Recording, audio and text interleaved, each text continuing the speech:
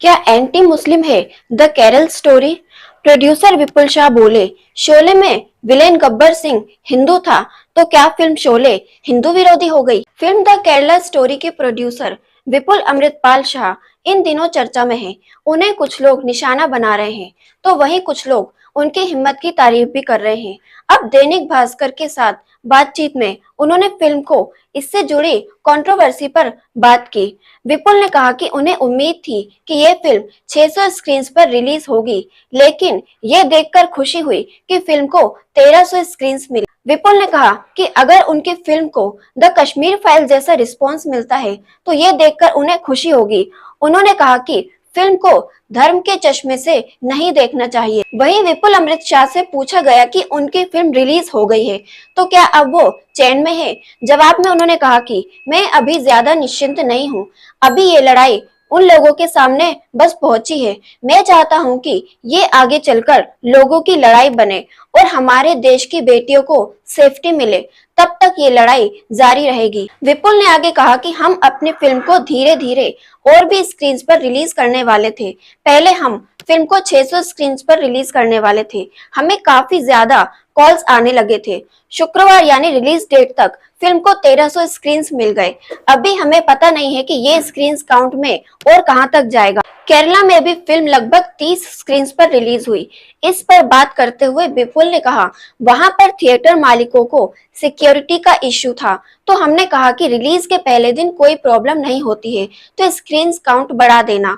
तो वहां फिल्म अभी 23 स्क्रीन पर रिलीज हुई है। वहां कुल 50 से 60 स्क्रीन तक आ सकती है। वहीं जब विपुल से यह सवाल किया गया कि क्या ये फिल्म एंटी मुस्लिम है तो विपुल ने इस पर कहा कि किसी भी फिल्म को जो विलेन होता है वो किसी ना किसी धर्म का तो होता ही है, तो लोग उसकी बुराई की बात करते हैं, ना कि उसका मजहब देखते हैं। गब्बर सिंह हिंदू था तो क्या रमेश सिप्पी हिंदू समाज के खिलाफ थे?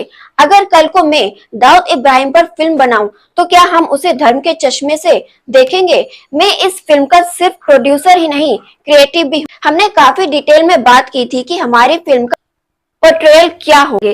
विपुल से जब पूछा गया कि क्या उन्हें जान से मारने की धमकी भी मिली है तो जवाब में उन्होंने कहा कि अभी तक तो नहीं, वो शायद इसलिए क्योंकि मैं सोशल मीडिया पर नहीं हूँ। हो सकता है कि जो भी भला बुरा अगर कहा भी गया है तो वो मेरे तक ना पहुंचा हो। वहीं फिल्म के टीजर में 32,000 लड़कियों के धर्मांतर और आतंकी ट्रेनिंग के दावे थे, लेकिन बाद में यूट्यूब पर उसे सिर्फ 3 कर दिया गया। इस विवाद पर बात करते हुए विपुल ने कहा, हमारे चैनल को 5 मिनट के लिए किसी ने हैक कर लिया।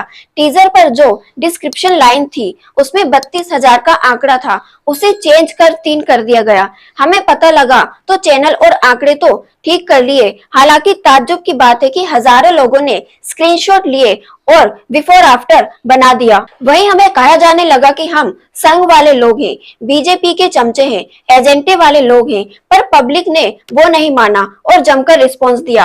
आंकड़े वाले मुद्दे पर केरल हाई कोर्ट में डिबेट हो रहा है। हमने खुलकर आंकड़ा दिया है क्योंकि अभी मैटर हाई कोर्ट में है तो हमारे पास उतने आंकड़े कहां से आए, वो पूरा खुलासा दस्तावेज के साथ वहीं देंगे। वहीं द केरल स्टोरी के प्रोड्यूसर विपुल अमृत शाह और डायरेक्टर सुदीप्तो सेन ने 8 मई को एक प्रेस कॉन्फ्रेंस भी की। इस दौरान पश्चिम बंगाल में फिल्म को बैन कर को लेकर विपुल शाह ने नाराजगी जाहिर की। उन्होंने कहा कि उन्हें समझ नहीं आ रहा है कि राज्य सरकारें और राजनीतिक पार्टियां फिल्म का विरोध क्यों कर रही हैं, जबकि सुप्रीम कोर्ट ने फिल्म को पहले ही हरी झंडी दिखा दी। विपुल ने यह भी कहा कि उन्होंने फिल्म इंडस्ट्री से जुड़े अपने दोस्तों से कहा था कि वो इस फिल्म का प्रचार ना करें क्योंकि इससे वो विवादों में पड़ सकते हैं। इसके बावजूद विद्युत जामवाल ने फिल्म का ट्रेलर शेयर कर दिया। जब विपुल से पूछा गया कि बीजेपी शासित राज्यों को छोड़ दिया जाए तो उनकी फिल्म का हर जगह विरोध क्यों हो रहा है, जवाब में विपुल ने कहा कि राजस्थान, छत्तीसगढ़, यहाँ तक कि केरल में भी हमारी फिल्म चल रही है। मध्य प्रदेश में हमारी फिल्म को टैक्स फ्री कर दिया गया है। इसके लिए मैं वहाँ के सीएम को शुक्रिया भी अदा करना चाहता हूँ। ऐसा करने से लोग बड़े नंबर्स में जाकर फिल्म देखेंगे। मैं चाहता हूँ कि नॉन बीजेपी स्टेट भी इस फिल्म को टैक्स फ्री करे। विपुल से जब पूछा गया कि फिल्म कर्नाटक के इलेक्शन के समय ही क्यों रिलीज हुई तो जवाब में उन्होंने कहा कि हमने इस फिल्म पर 3 साल पहले ही काम करना शुरू कर दिया था। उस वक्त तो सोचा था कि कर्नाटक का इलेक्शन अब होगा। इलेक्शन तो इस देश में होते ही रहते हैं, तो क्या इसका मतलब ये है कि हम फिल्में रिलीज ही ना करें? एंटी मुस्लिम फिल्म होने के आरोपों पर विपुल ने कहा कि मैं पहले भी कई बार कह चुका हूं कि हमारी फिल्म किसी भी समुदाय और जाति के खिलाफ नहीं है, ये सिर्फ और सिर्फ आतंकवाद के खिलाफ है। इस मामले में जिसे पॉलिटिक्स करना है वो करे, लेकिन फाइनल जवाब ऑडियंस देती है। विपुल शाह से जब पूछा गया कि बंगाल सरकार के खिलाफ कानूनी कार्रवाई वो करेंगे, तो विपुल शाह ने ये भी कहा कि अगर राज्य सरकारें हमारी बात नहीं मानेंगी तो हम कानूनी कार्रवाई करेंगे। विपुल ने तमिलनाडु के उन थिएटर मालिकों पर भी गुस्सा जाहिर किया जिन्होंने फिल्म की स्क्रीनिंग रोक दी।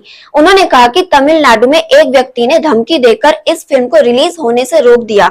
मैं वहां डीएमके और कांग्रेस की सरकार से निवेदन करूंगा कि वो जल्द से जल्द इस पर एक्शन ले और इस फिल्म को रिलीज करें। दोस्तों, क्या आपने द केरल स्टोरी देखी है? और आप इसको, अगर आपने देखी है तो आप इसको किस तरह से मानते हैं?